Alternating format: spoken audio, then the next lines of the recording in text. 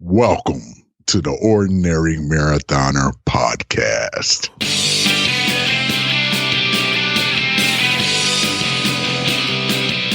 Hello and welcome to the Ordinary Marathoner podcast. My name is Coach Scott. I'll be your host today.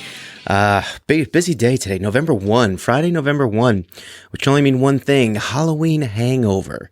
How many of you guys out there just got that bellyache still? It's, I gotta tell you, I ate so much chocolate yesterday. It's disturbing how much chocolate I ate yesterday. I tried to have a piece this morning, after just chowing on it yesterday, and it didn't even taste good. That's how much chocolate I ate the day before. It's called, if you ever took a finance or economics class, it's called the law of diminishing returns. Let me fill you in on the law of diminishing returns because, I went to B school. By the way, I hate people that do that. I have two pet peeves when it comes to business school people. And one is when they say, "Oh, I went to B school. I went to B school here. Whatever." Well, I went to B school at Pace University. That's my one pet peeve, by the way. My other pet peeve is anyone with the title that says global head of. Like, why do you have to put the word global in there? Can't you just write head of? It's like just an idiotic, stupid-ass word to make you seem more important, and it drives me insane. I'm the global head of trading. I'm the global... No, you're just the head. I mean, does that mean you're beyond the globe? You're not the head of? So if Goldman Sachs has an office on Mars, you're not responsible? You're just responsible for the global head on Earth. It's just the stupidest thing. It drives me insane.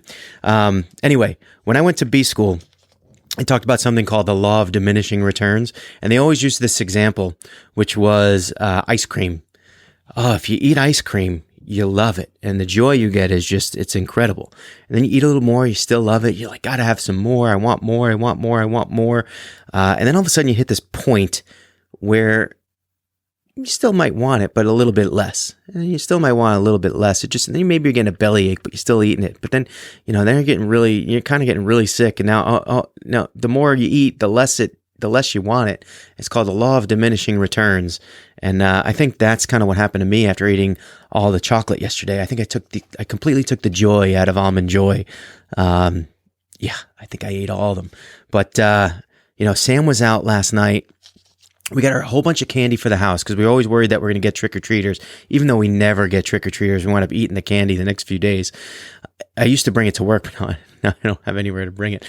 Anyway, so Sam, because of the rain last night, Sam was supposed to go to a party, and she wasn't going to trick-or-treat, and they were doing this candy swap. So we got Sam a whole bunch of candy to bring to the candy swap. And then she went to the candy swap, but the weather got nice out. It wasn't raining. So then they decided they were going to go trick-or-treating.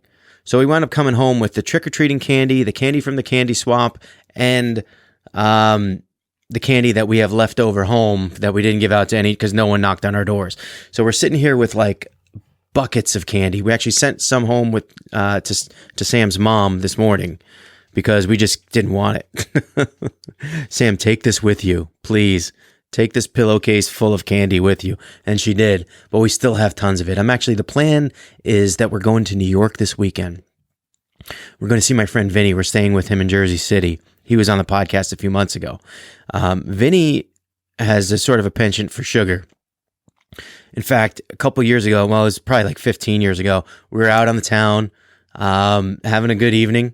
About 2 a.m., we went to Dunkin' Donuts and Vinny ordered a dozen donuts. And he sat there just eating them. And he made it to about 8 before he had to give up. I see law of diminishing returns. Again, that's twice in the podcast. See, I went to B school. The law of diminishing returns happens again. Anyway, he made it to about 8 donuts, which is impressive. That's an impressive feat, 8 donuts. And then he had to give up. So we're going to bring the candy to Vinny's house. We're going to kind of throw it in a drawer without him knowing. And then on the way home, we're going to call him and say, "Hey, man, check out the drawer." And he'll have to take care of the candy. I need to get this candy out of here. I need to draw a line. My training hasn't been that great. My diet hasn't been that great. Ever since Lake Placid, it's just kind of things have been going downhill. And, especially now that I'm coaching athletes, it's like I really got to set a good example. And, I haven't been doing that the last, I would say, month. the last month or so, the training hasn't been there. The diet hasn't been there. We've been traveling a lot for, I can give myself a little bit of an excuse.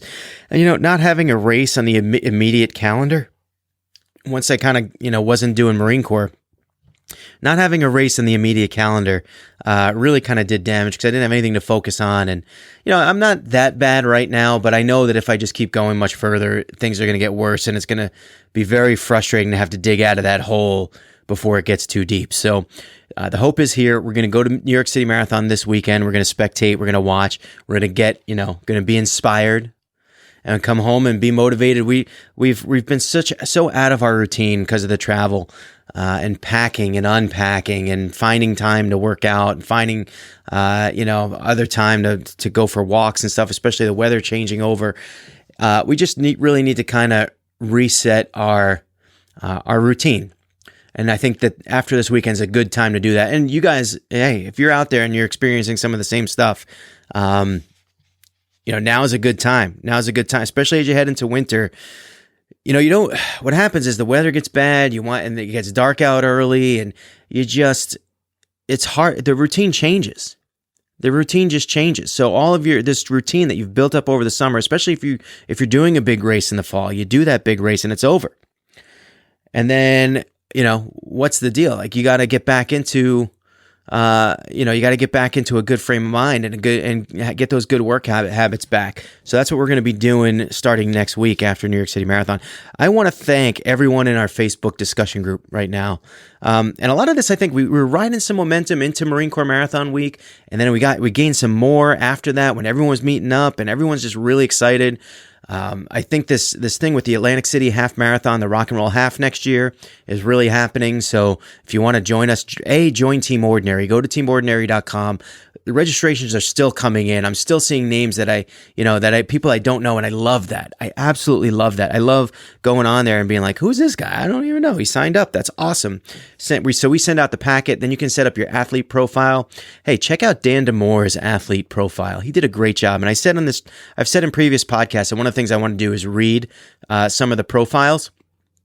And I might do that starting next week with Dan's because it was really good. He put a lot of work into it, and he writes with like this prose, he writes with like sort of a Southern accent. I think it's really funny. He did a great job writing his biography, or his his athlete profile, I should say, his running story. I think that's what we call it. So he provided his running story. We put it up on the profile page. Check it out. And look, if you guys, if you submitted one and you're looking at it and you're going, well, it wasn't a lot of words. It wasn't, I just kind of wanted to get it done. And now you're kind of rethinking it. You can always resubmit another copy. We're here. I'm here. That's what I do. I post your athlete profile here. So check out the athlete profile. You can add your races. Once you register, you can add your races to the race schedule. We'll put those on there. It's been a really great experience so far, Team Ordinary. I got to say, too, is Bill Costello ran the Marine Corps Marathon. A little feedback from Bill. Ran the Marine Corps Marathon last week wearing his Team Ordinary shirt, similar to the one I'm wearing today. And, as a spectator of Marine Corps Marathon, one of the things I noticed was, sometimes the bibs have people's names on them. They didn't. So people, what they'll do is they'll wear shirts with their names on them, and it's just simply so when they're running, people can read their names and cheer them on. And honestly, I have shirts with my name on them, and when I wear them, it's awesome to hear people yell your name and cheer you on and support you. It's really cool. It's I don't know. It's just a great, and it's a great thing about the spectating aspect of the sport. It's the involvement and the cheering and the support that you get. But at Marine Corps, there was just not many people wearing shirts with their names on it. And you had to I was reading shirts, trying to find, and it's just a handful of shirts that we saw that I was able to cheer on someone by name. So what Bill was saying was that he was running through the streets and people were just yelling, Team Ordinary, go Team Ordinary. He said like 100 people yelled Team Ordinary. Of course, I wish he would have ran the marathon a little bit slower. He ran it in like 3:55. I mean, Bill, you could have ran it slower. We would have gotten a little more exposure than just your 3 hour and 50 minute or whatever marathon that you ran. But it's really cool to see that, people are reading it and people are taking note of Team Ordinary. And hopefully, they're going to look us up and join us. Because I got to tell you, a couple of people asked me this week, they were like, oh, is the team still open? Can you still register? Yeah, I got boxes of shirts here and hats. 1 million people is what we're looking for, guys. 1 million, and I'm not even joking. I'm not even joking, because I really feel that everyone deserves it. I feel like everyone, if you work hard and you train hard and you discipline yourself and you go out there and finish a marathon, a half marathon, whatever it is that you've changed your routine for the positive and the better to make yourself a better person, a better human, I think you deserve 1 million people cheering you on. And that's the goal for Team Ordinary, is to get 1 million people, 1 million members. And will that make me filthy rich? Perhaps. Look, I'm not going to lie. I mean, look, if I make $1 per entry, that's $1 million. So I might as well set my goals high. It's also a lot of work and a lot of boxes I got to tape up. But we're doing it here, guys. We're doing it. And I got to tell you, so we hit 1,000 members of the Facebook group this week.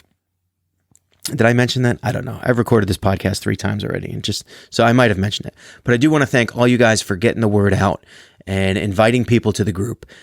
It was probably about 650 people 3 months ago, and now we've got to 1,000. It's taken about 3 years to go from 0 to 1,000 members.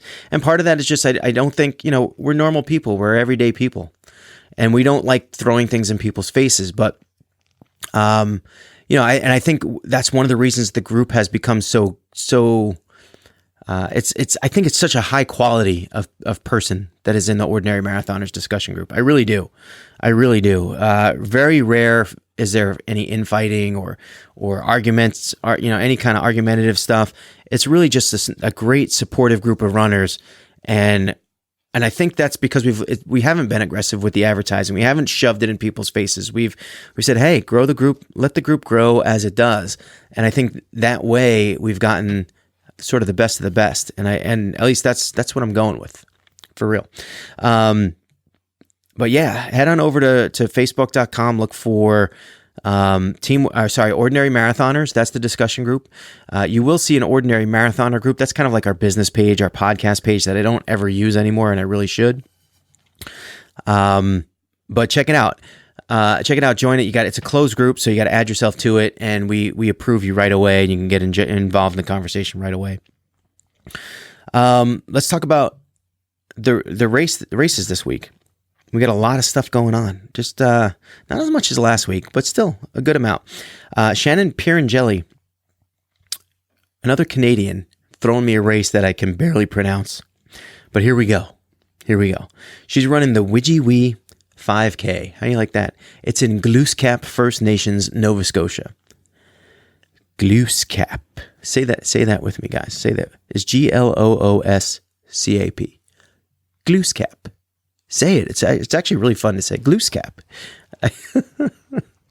I'll wait. You guys just say it. Say it. Ready? 1, 2, 3. Glooscap. Oh, it's awesome. Awesome word. She's running the 5K out there. Ray Magana staying busy.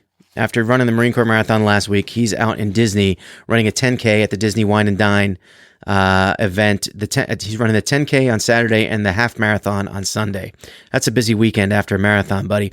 But Ray doesn't like to train. He just likes to go out and race. So that's we love Ray for that. He's all over. He's a jet setter. He's all over the place. New York City Marathon. That's kind of the big one this weekend. We got Scott Frassard running the virtual version of the New York City Marathon.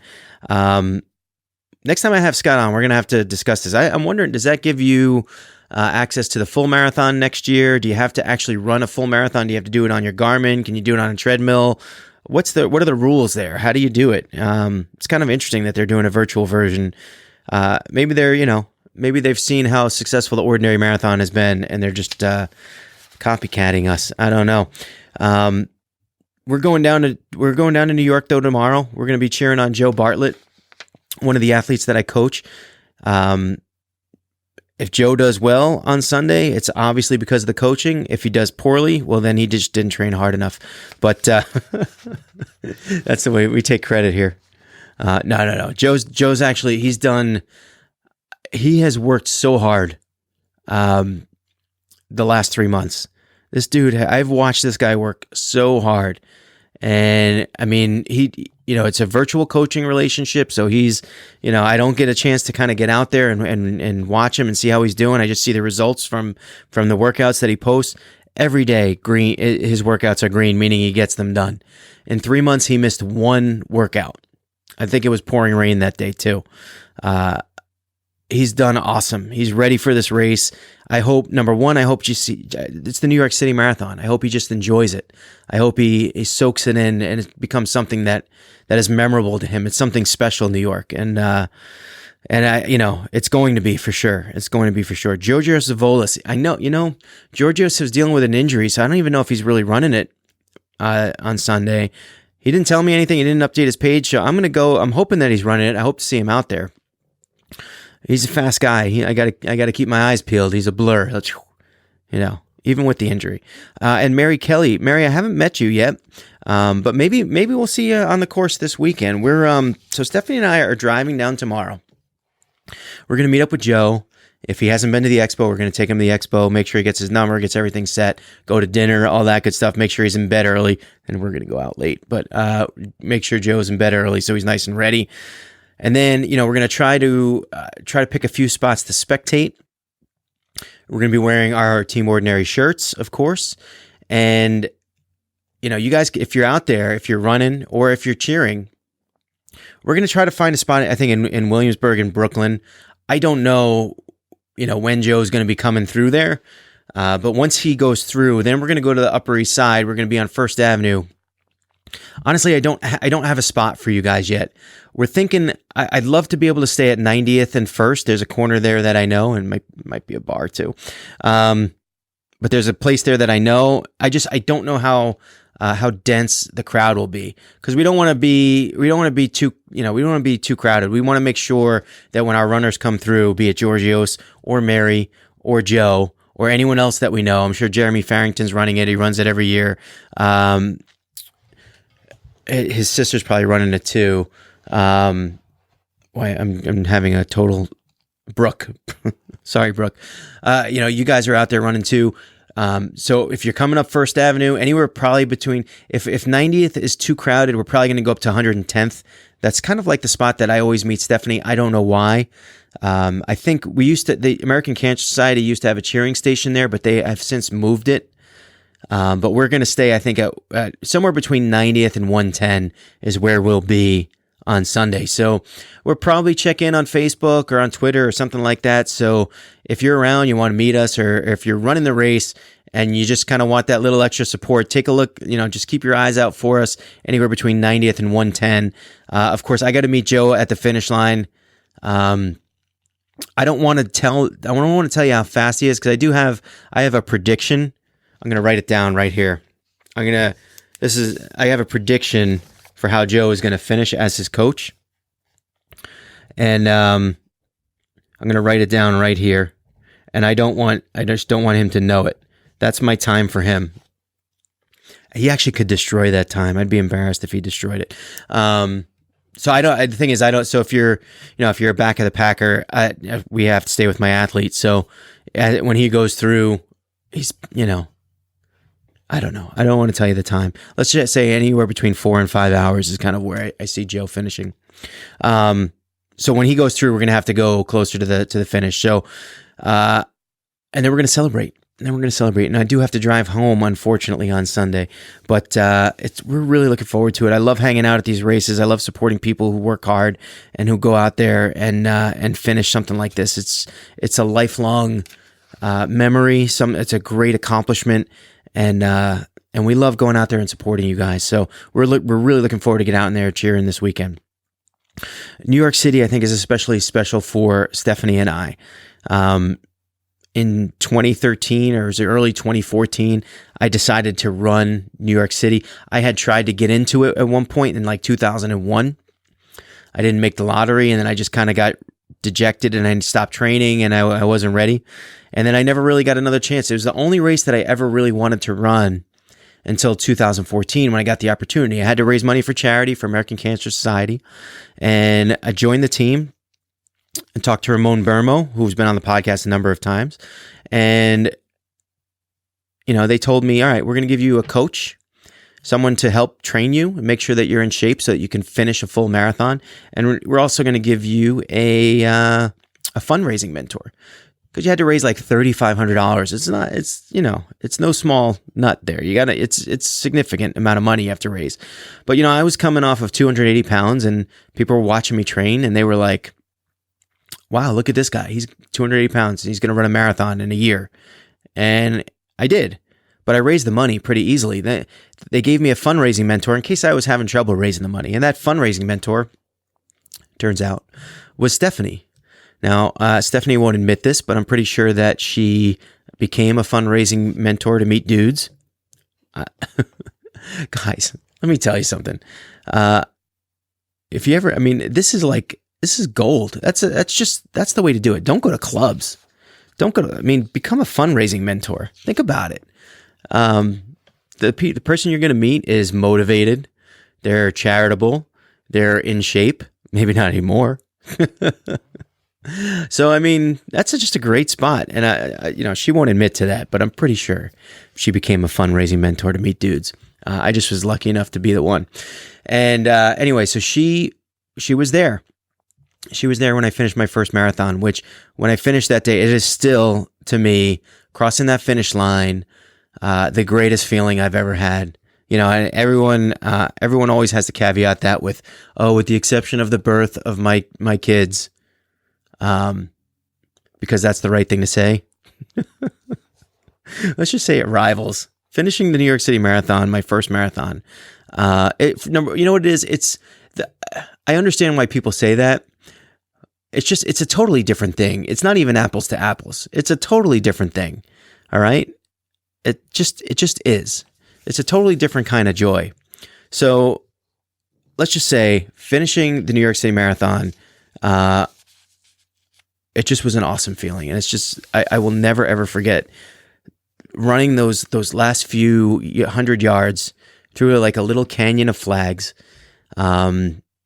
finishing up that day and just feeling so triumphant, doing something that I never thought I would do before. And then meeting up with Stephanie after, going out to dinner. We were supposed to meet people at a bar with American Cancer Society, but I couldn't stand, and the bar had no seats left. I was no guarantee once I got to the bar that they'd give me a seat. So, and it was crowded. So there's just no way I was going to be able to stand in a crowded bar after running 26.2 that day.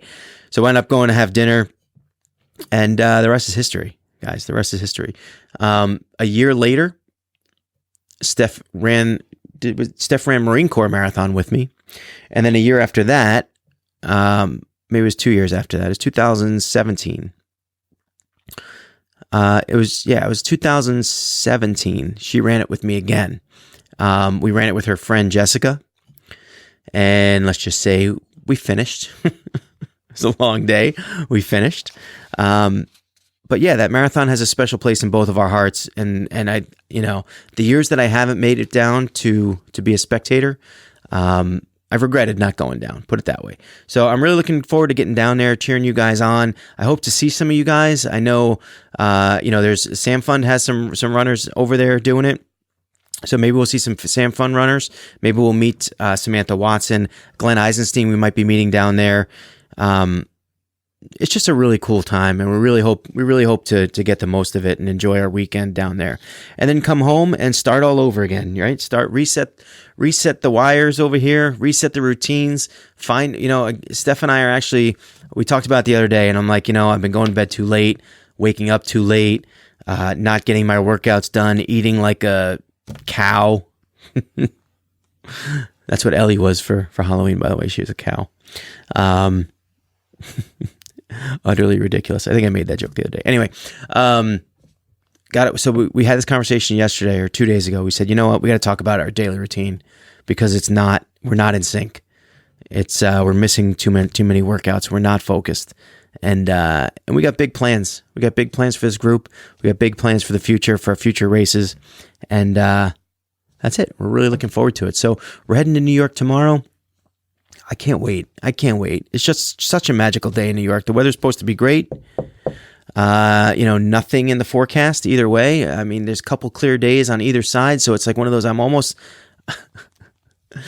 feel like I'm not risking it when I say the weather's supposed to be great.